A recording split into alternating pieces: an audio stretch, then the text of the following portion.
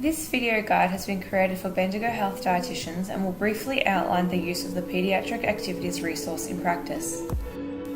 This is a bank of activities which is to be tailored to the individual rather than being a ready-to-use workbook. The activities must be carefully selected with consideration for the individual client, taking into account their age, nutrition goals, and cognitive and functional abilities.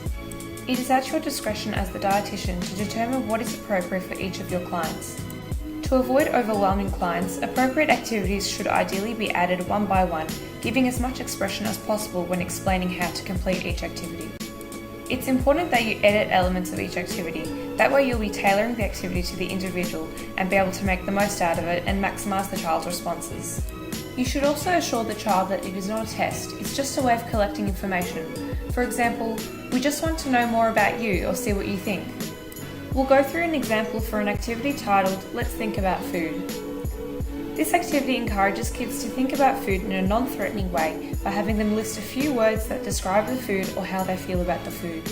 You could explain, we're just going to think about the foods, I'm not going to make you eat them or touch them. Of course, if you wanted to bring in food moulds or, for example, a real apple to assist with this activity, that might also be appropriate. This can be used for foods which the child currently eats, foods which they currently dislike, or specific foods which you want them to think about. It is an interactive activity which aims to stimulate discussion. However, in order to facilitate this, it is important that you provide various cues for the child to spark their thoughts. For example, do apples grow in your garden? Do we cook this food? What foods do we eat cheese with? This activity may be edited on Canva to suit the individual. For example, foods which may be inappropriate and have the potential to upset the child may be substituted for a different food item. Also, sometimes it can be difficult in having children think about abstract concepts, so you might consider changing the form of the food.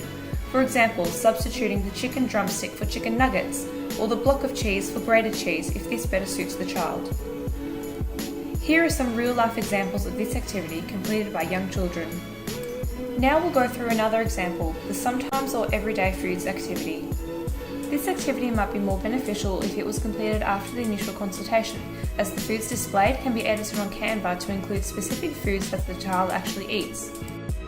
For a child who currently does not eat a large variety of food, we just want them to be eating, even if that means they are regularly eating foods classified as discretionary, such as the cake.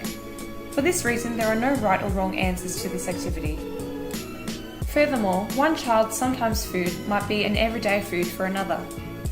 It is up to you as the dietitian to determine where you want to go from here, whether you feel these foods are okay to be eaten daily, or whether you want to intervene and promote behaviour change, such as moving one of their everyday foods into the sometimes foods, or vice versa.